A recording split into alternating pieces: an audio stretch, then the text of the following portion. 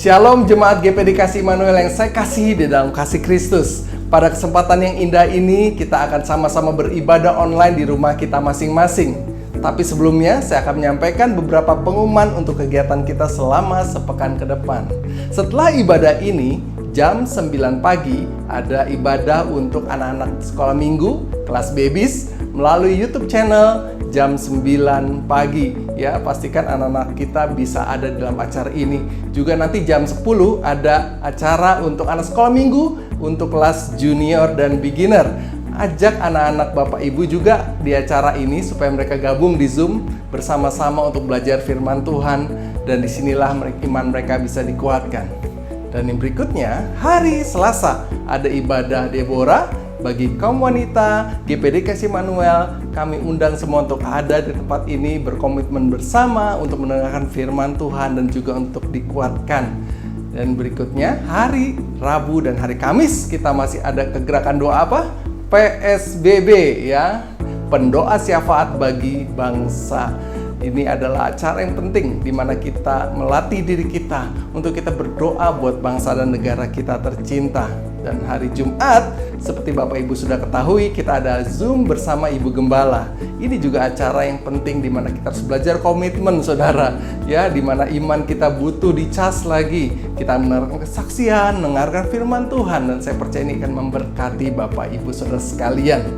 Dan hari Sabtu dan hari Minggu yang biasanya kita ada ibadah J-Club, ya, di mana kita saling berkumpul. Khusus minggu ini ditiadakan karena kita sedang akan mempersiapkan untuk Natal kita tanggal 20 Desember jam 6 sore, ya. Pastikan untuk saudara mendaftarkan diri kepada tim kepanitiaan yang sudah dibentuk supaya nama-nama saudara bisa mendapatkan door prize yang menarik sekali untuk memeriahkan acara Natal kita. Dan pastikan saudara juga untuk siap-siap tidak kemana-mana dulu, ya. Dan Bapak Ishak Tulus, pendeta yang luar biasa, Tuan Urapi juga akan mengisi acara ini. Dan saya percaya sukacita Natal akan memenuhi keluarga kita semua. Demikian informasi yang saya sampaikan pada pagi hari ini. Mari kita berdoa sebelum kita memulai ibadah kita. Tuhan Yesus, kami mengucap syukur untuk kesempatan yang luar biasa di mana kami bisa beribadah online, mendengarkan firman Tuhan. Urapi setiap kami, Tuhan. Berkati setiap kami melalui ibadah online pada pagi hari ini. Hanya di dalam nama Tuhan Yesus. Amin. Selamat beribadah, Tuhan Yesus memberkati.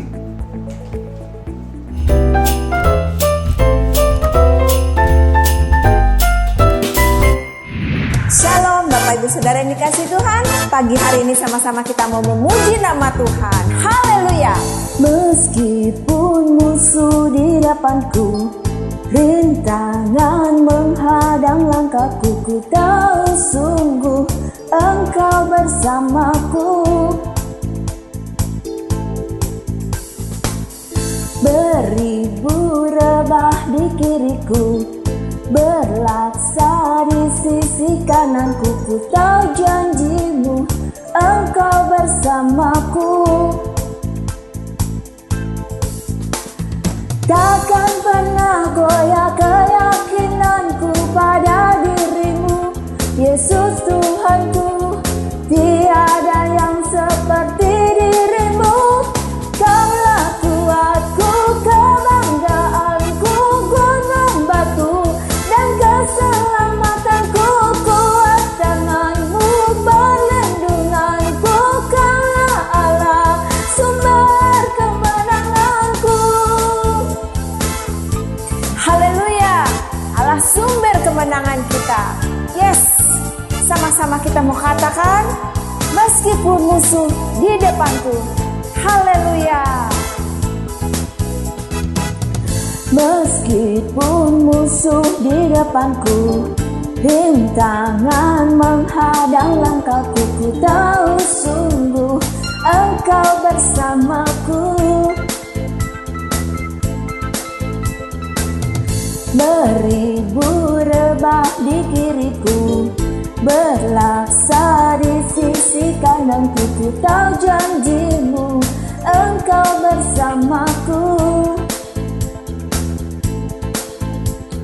Takkan pernah goyah keyakinanku Yesus Tuhanku, tiada yang seperti dirimu. Kaulah kuatku, kebanggaanku, gunung batu dan keselamatanku. Kuat tanganmu, perlindunganku, kaulah Allah, sumber kemenanganku.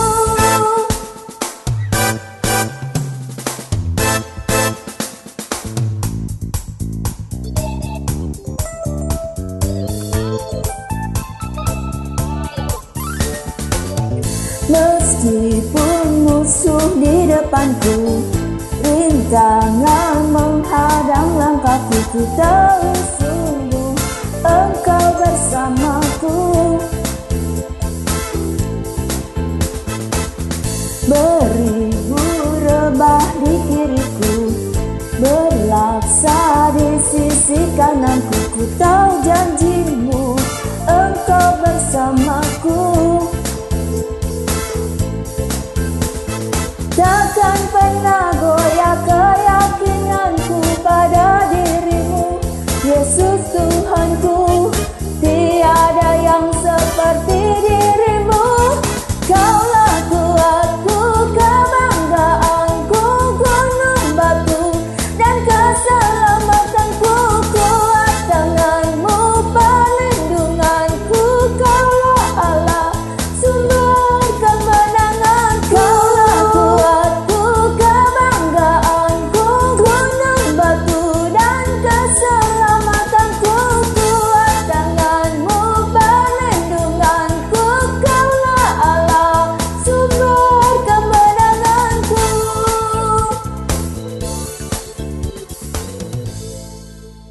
Hanya Engkau Tuhan, pengharapan kami.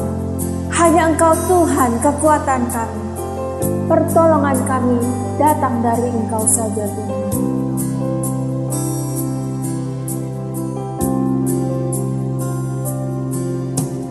Bukan dengan kekuatanku ku dapat jalani hidupku, tanpa Tuhan yang di sampingku. Ku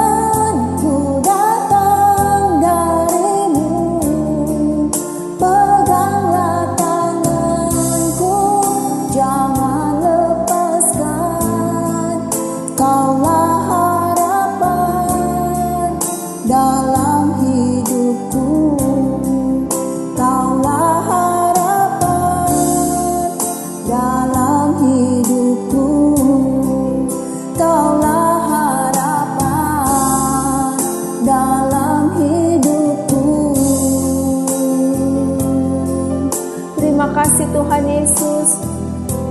Engkaulah kekuatan buat kami, Engkaulah pengharapan buat kami.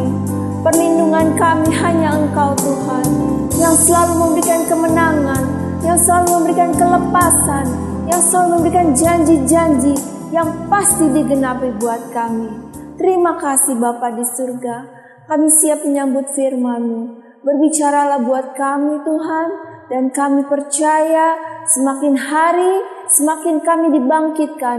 Iman kami, kekuatan kami semakin dalam di dalam Engkau. Terima kasih Bapa, di dalam nama Tuhan Yesus kami berdoa dan mengucap syukur. Haleluya, amin.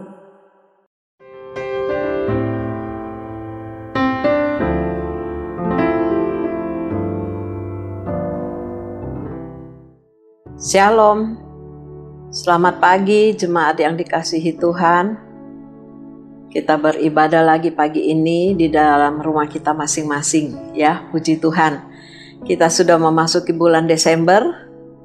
Tema kita pagi ini adalah damai sejahtera di bumi ya, puji Tuhan. Nah, kita akan membaca dulu dalam Lukas pasal pertama. Kita akan melihat orang-orang yang berada di sekitar kelahiran Yesus ya. Lukas pasal 1, kita membaca ayat yang ke-38. Lukas 1 ayat 38, kata Maria, sesungguhnya aku ini adalah hamba Tuhan. Jadilah padaku menurut perkataanmu itu. Lalu malaikat itu meninggalkan dia. Nah, saudara, dalam cerita ini kita tahu ya, dalam Lukas pasal 1 kita membaca bahwa malaikat memberitahu kepada Maria bahwa dia akan hamil, akan mengandung bayi Yesus. Pada saat ini, pada waktu malaikat memberitahu kepada Maria, Maria adalah seorang anak gadis. Ya, dia mempunyai tunangan yang bernama Yusuf, tapi mereka belum menikah. Ya, nah, ketika malaikat berkata bahwa engkau akan mengandung, Maria kaget, pasti ya. Dia kaget, bagaimana mungkin, dia bertanya. Karena aku belum bersuami, ya. Dan malaikat menjelaskan bahwa kandunganmu itu adalah dari Roh Kudus. Nah, kita sudah sering mendengar tentang Maria, ya. Tetapi selalu ada yang baru yang kita dapati dalam kehidupan Maria, ya. Kita membaca dalam ayat yang ke-38, kita melihat sosok dari Maria ini, ya. Seorang anak gadis yang taat, ya. Dia seorang yang rendah hati, seorang yang jujur. Dia juga seorang anak gadis yang kuat, ya, perempuan yang kuat, yang tangguh, ya. Dari mana kita melihatnya? Ketika kita membaca ayat 38 tadi, Maria berkata, sesungguhnya aku ini adalah hamba Tuhan. Jadilah padaku menurut perkataanmu itu, ya. Jadi kita lihat bahwa Maria seorang perempuan yang taat, ya. Taat karena dia berkata, aku ini adalah hamba Tuhan. Jadilah padaku menurut perkataanmu itu, ya. Jadi tidak ada penolakan dari Maria. Walaupun dia tahu resikonya, ya. Karena hamil sebelum menikah, ya. Dia tahu resikonya. Tetapi kita lihat bahwa Maria taat, ya. Dia berserah kepada Tuhan. Jadilah padaku menurut perkataanmu. Nah, sesudah hari-hari itu apa yang terjadi, saudara? Pastinya dia dicemooh, ya. Pastinya dia diejek. Bukan tantangan yang kecil yang dia hadapi, ya. Tetapi dia tetap berserah, ya. Dia tetap kuat. Dia tetap percaya, ya, kepada Allah, ya, bahwa apa yang Allah lakukan kepadanya itu tidak salah, ya. Karena itu Maria berkata, jadilah padaku menurut perkataanmu itu, ya. Maria menganggap ini adalah tugas yang harus dia lakukan, ya. Karena tadi dia berkata, sesungguhnya aku ini adalah hamba Tuhan, ya. Jadi dia mengerti kedudukan dan pekerjaan seorang hamba adalah patuh. Patuh, ya, dengar-dengaran. Nah, jadi Maria walaupun dia menghadapi banyak tantangan ya, walaupun dia menghadapi banyak masalah dengan kehamilannya itu, tetapi dia menjadi seorang perempuan yang kuat. Dia tetap berserah kepada Tuhan ya. Nah, lalu dalam ayat yang ke-39 dan 41 saya bacakan, Maria dan Elisabet, beberapa waktu kemudian berangkatlah Maria dan langsung berjalan ke pegunungan menuju sebuah kota di Yehuda. Di situ ia masuk ke rumah Zakaria memberi salam kepada Elisabet. Dan ketika Elisabet mendengar salam Maria, melonjaklah anak yang di dalam rahimnya, dan Elisabet pun penuh dengan Roh Kudus. Nah, kita lihat kondisi Maria ya. Pastinya dia tertekan dengan keadaan yang dia hadapi ya. Dia pergi ke rumah saudaranya yang bernama Elisabet. Elisabet adalah seorang perempuan yang sudah lansia ya, istri seorang imam yang bernama Yohanes. Ya, mereka dikasih karunia untuk memiliki seorang anak pada masa tuanya ya. Jadi ketika Maria datang ke rumah Elisabet, Elisabet sedang hamil 6 bulan. Lalu dikatakan ketika Maria datang dan memberi salam ya, apa yang terjadi? Tadi ayat-ayat yang kita baca, ketika anak yang di dalam kandungan Elisabet mendengar salam Maria ya, anak itu melonjaklah anak yang di dalam rahimnya. Salam Maria itu bisa membuat bayi yang dalam kandungan itu melonjak kegirangan. Ya, dan dikatakan Elisabet pun penuh dengan Roh Kudus. Jadi ada dua hal yang terjadi ketika Maria datang memberi salam. Bayi yang berada di dalam kandungan Elisabet itu melonjak kegirangan, dan Elisabet pun penuh dengan Roh Kudus. Luar biasa, saudara.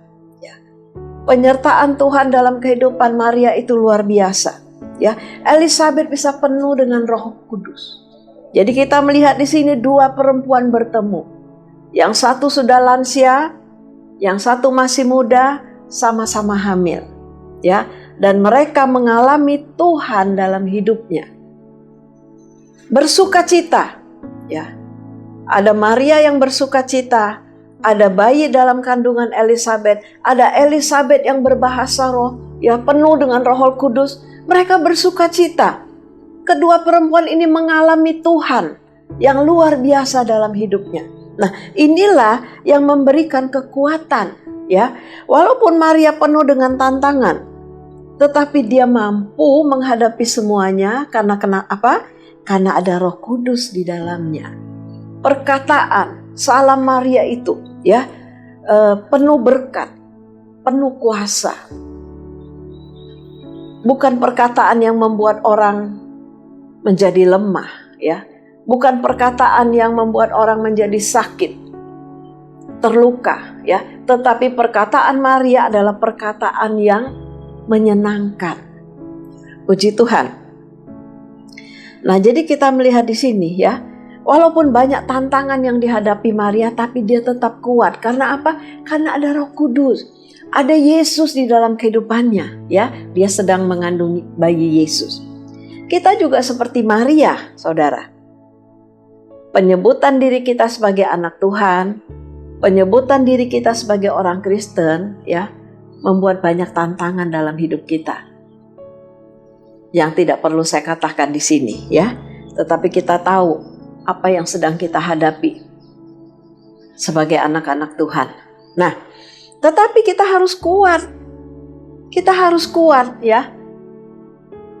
Kita harus tetap percaya bahwa Tuhan kita itu sanggup menolong kita dalam kondisi yang sulit sekalipun ya, dalam tantangan yang berat sekalipun. Kita harus kuat, kita harus tetap bertahan dan jangan lepaskan iman percaya kita.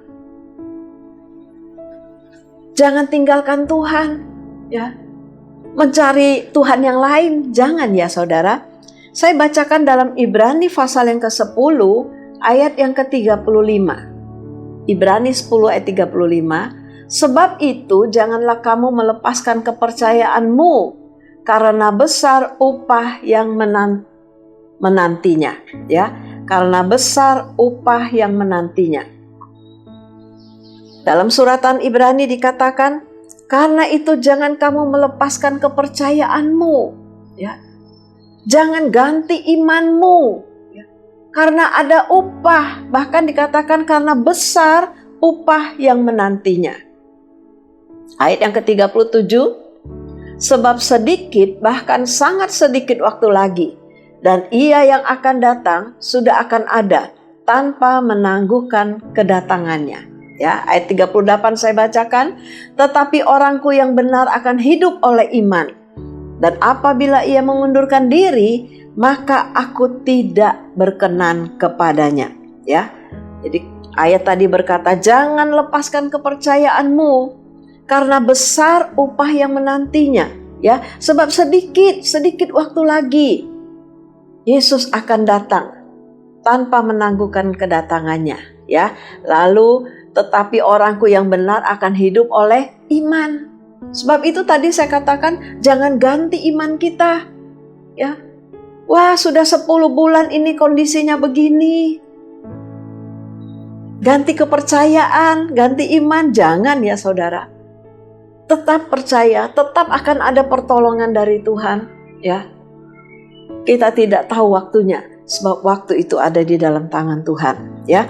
Tetapi firman Tuhan katakan, jangan lepaskan kepercayaanmu, sebab besar upah yang menantinya, ya. Orangku yang benar, firman Tuhan katakan, akan hidup oleh iman, dan apabila ia mengundurkan diri, maka aku tidak berkenan kepadanya. Kita perlu perkenanan Tuhan dalam hidup kita, ya. Untuk mendapatkan damai sejahtera di bumi, nanti kita lihat adalah orang yang berkenan kepadanya, ya. Nah, puji Tuhan. Kita membaca di dalam pasal yang kedua, ya. Pasal yang kedua ayat 6 dan 7 saya bacakan. Ketika mereka di situ, ya, Maria dan Yusuf, ya. Ketika mereka di situ, tibalah waktunya bagi Maria untuk bersalin. Dan ia melahirkan seorang anak laki-laki, anaknya yang sulung. Lalu dibungkusnya dengan lampin dan dibaringkannya di dalam palungan, karena tidak ada tempat bagi mereka di rumah penginapan. Lukas pasal 2 ayat 6 dan 7 dan ayat sebelumnya juga menceritakan bagaimana Maria dan Yusuf, ya, mencari tempat untuk melahirkan tidak mendapatkan. Karena apa? Karena itu bertepatan waktu dengan sensus penduduk, sehingga semua orang kembali ke daerah asalnya, ya. Dan Yusuf juga kembali ke daerah asalnya, tetapi dia tidak mendapatkan tempat. Hanya ada dikatakan kandang, ya. Hanya ada kandang domba, kandang ternak, ya. Sebab dikatakan mereka tidak mendapat tempat di rumah penginapan. Jadi lahirlah Yesus di dalam palungan, ya. Palungan adalah tempat makan domba, ya. Karena itu disebutkan itu adalah sebuah kandang, ya. Nah, kita melihat di sini. Yesus, orang Majus menyebut Yesus adalah raja, ya. Karena dari pengetahuan mereka, sebuah bintang menunjukkan bahwa ada raja yang baru lahir. Tetapi kita lihat, walaupun Yesus sebagai raja, ya, dia lahir di dalam kesederhanaan. Karena apa? Karena lahirnya Yesus adalah untuk semua orang, ya. Bukan hanya untuk orang-orang tertentu, ya. Tapi lahirnya Yesus adalah untuk semua orang, ya. Untuk orang kaya, untuk orang miskin, untuk orang berkedudukan, ya, dan untuk rakyat jelata, untuk semua kalangan. Yesus lahir untuk semua, saudara, ya. Karena itu dikatakan tidak ada tempat bagi Yesus. Dia lahir di sebuah kandang, ya. Tetapi di sebuah kandang itulah kita melihat bahwa lahirnya seorang juru selamat. Orang Majus datang ke situ. Ada gembala-gembala datang ke situ, ya. Nah, karena itu kita memberi tempat untuk Yesus. ya kan? Kita beri hati kita, kita beri hidup kita untuk Yesus tinggal di dalam kita, ya. Kalau Yesus tinggal di dalam kita, kita mengalami banyak masalah, mengalami banyak tekanan, kita belajar seperti Maria. Maria tidak pernah mengeluh, ya. Kita lihat kondisi Maria, walaupun dia harus melahirkan di sebuah kandang, dia tidak mengeluh. Tidak mengeluh, ya. Dia tidak marah kepada Allah, tidak bertanya kenapa jadi begini, ya. Tidak, ya.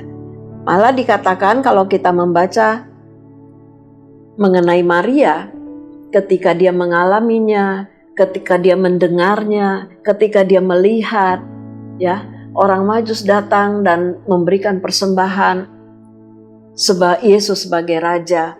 Nanti gembala-gembala datang dan menceritakan apa yang malaikat katakan. Firman Tuhan berkata, Maria menyimpan semuanya di dalam hatinya.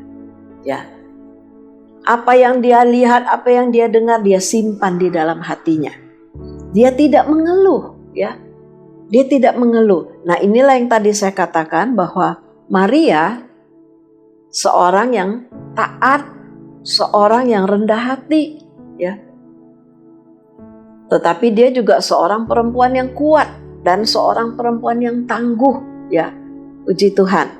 Nah, jadi kita lihat Yesus sudah lahir dalam ayat ke-7 tadi di sebuah kandang, ya. Nah, sekarang kita akan melihat mengenai gembala-gembala. Pasal 2 ayat 8 sampai ayat yang ke-20 menceritakan tentang gembala-gembala, ya. Gembala-gembala yang menjaga kawanan dombanya pada waktu malam. Gembala ini bukan gembala-gembala biasa, ya. Karena mereka menjaga kawanan domba untuk bait Allah sepanjang tahun, ya. Untuk domba-domba yang dipersembahkan, ya, di dalam bait Allah sepanjang tahun. Jadi mereka bertanggung jawab penuh, ya.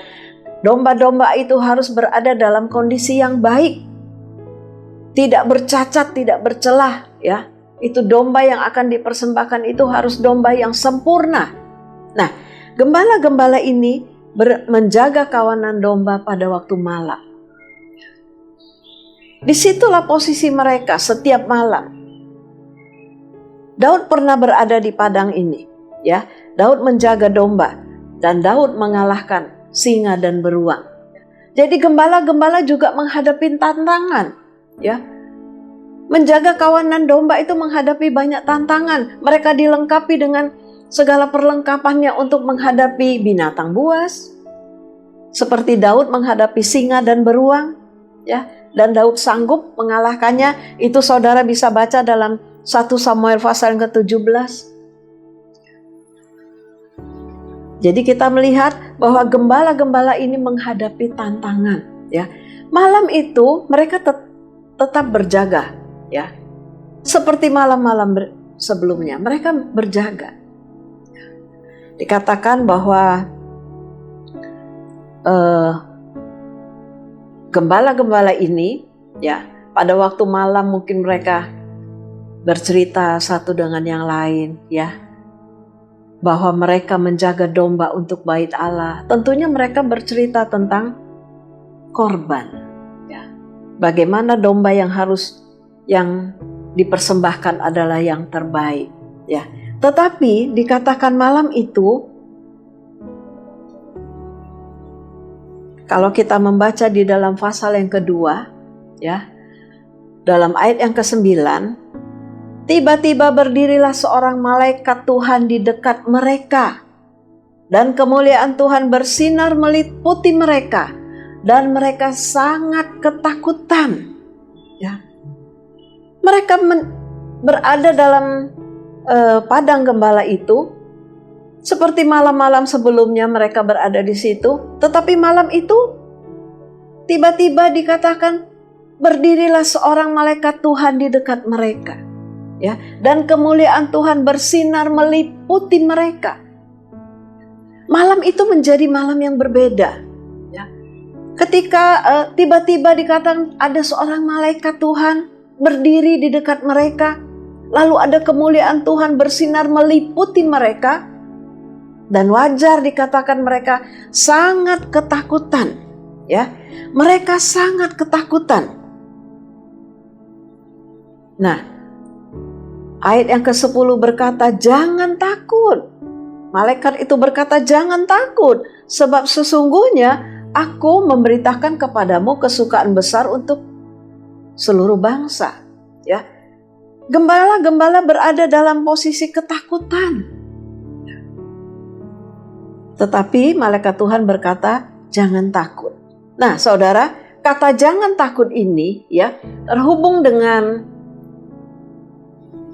Injil Markus pasal yang ke-14 ayat yang ke-27 ya. Saya bacakan. Tetapi segera Yesus berkata kepada mereka, tenanglah, aku ini, jangan takut. Kata takut ini kita dihubungkan dengan pada waktu murid-murid berada di tengah danau, ya. Ketika mereka sedang berada dalam perahu, lalu dikatakan ada angin sakal, ya. Ada angin puting beliung, ya. Yang dikatakan angin sakal itu adalah serangan mendadak membuat kapal itu, perahu itu bisa terombang-ambing, ya. Tetapi dikatakan dalam kondisi yang sangat ketakutan itu, murid-murid yang sedang ketakutan itu, datanglah Yesus pada jam 3 pagi kepada mereka. Ya. Dan Yesus berkata tadi, tenanglah, ini aku, jangan takut. Nah, saudara, hari-hari ini ya banyak berita yang menakutkan yang kita dengar. Dalam hal kesehatan, dalam hal keuangan, dalam hal keamanan, ya, yang semuanya tidak menentu, membuat kita itu takut. Hari-hari ini rasa takut itu ada di dalam kehidupan kita, ya.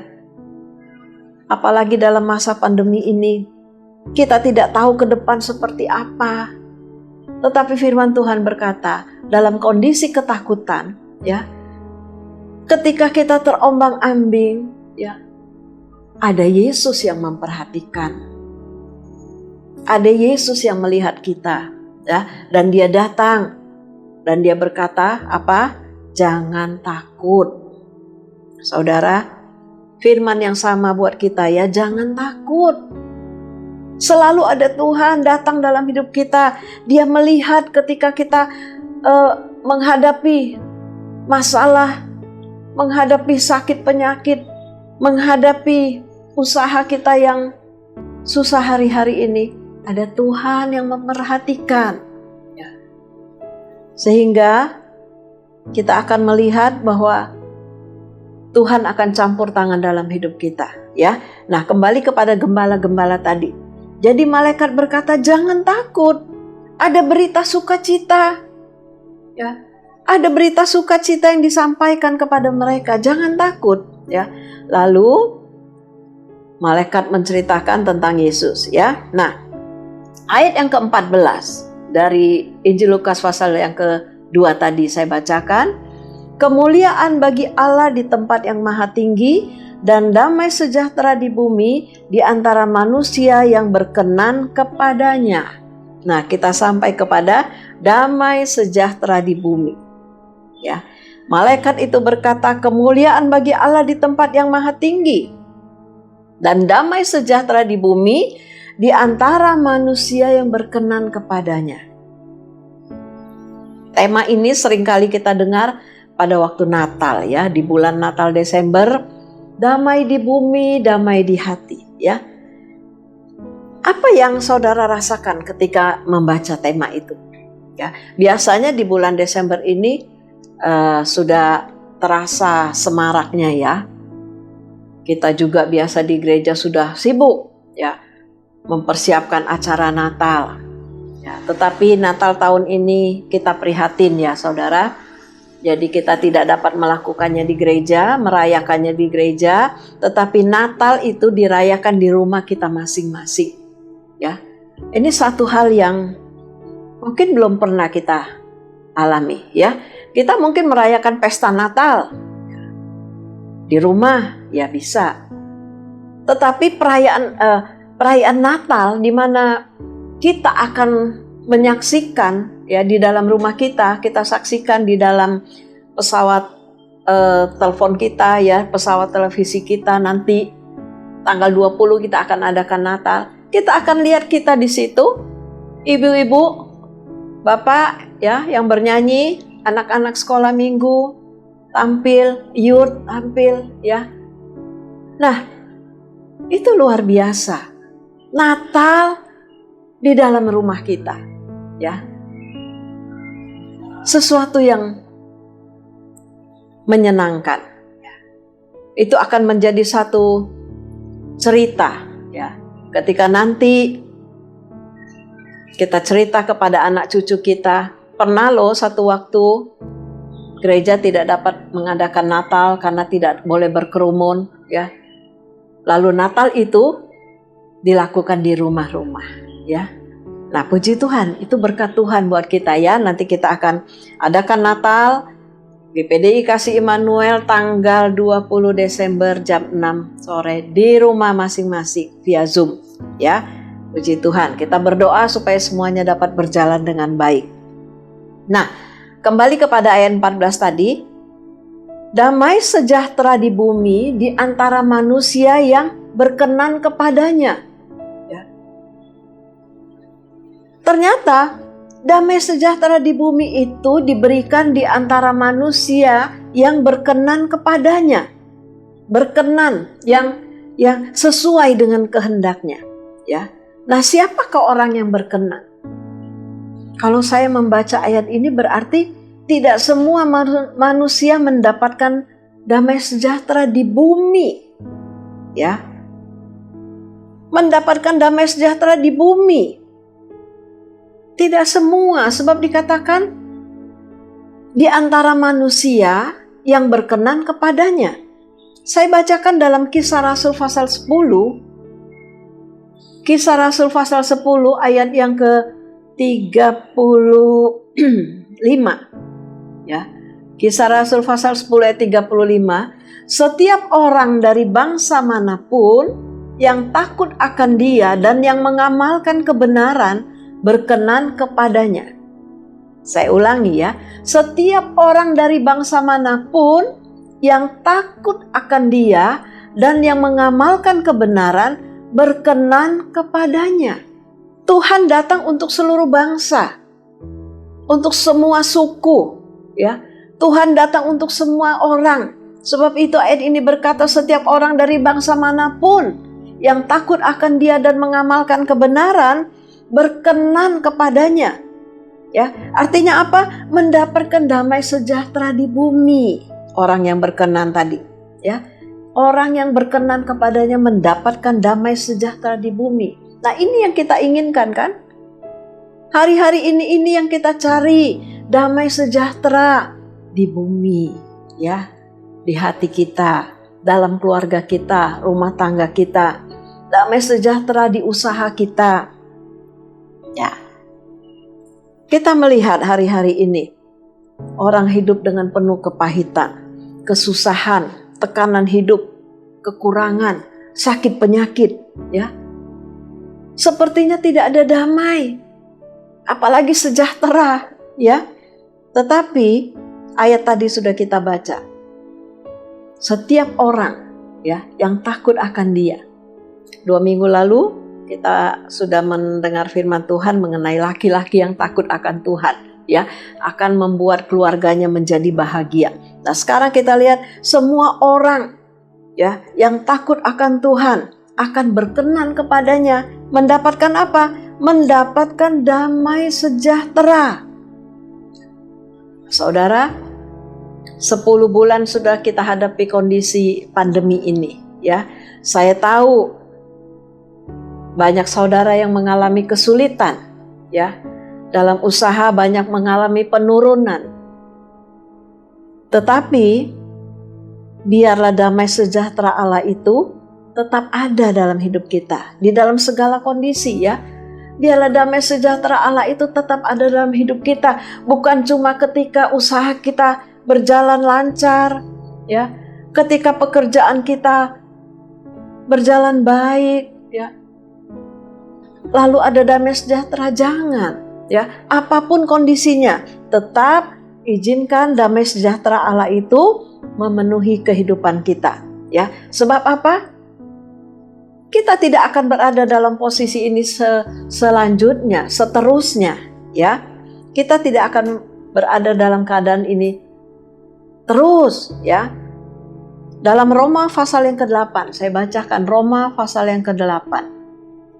Roma pasal 8 ayat 18. Perikopnya adalah pengharapan anak-anak Allah. Ayat 18, sebab aku yakin bahwa penderitaan zaman sekarang ini tidak dapat dibandingkan dengan kemuliaan yang akan dinyatakan kepada kita. Ya. Nah, mungkin sekarang kita mengalami penderitaan.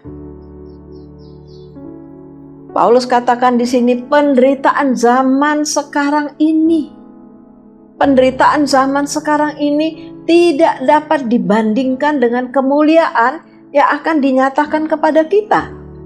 Ya. Penderitaan sekarang ini dikatakan hanya sementara.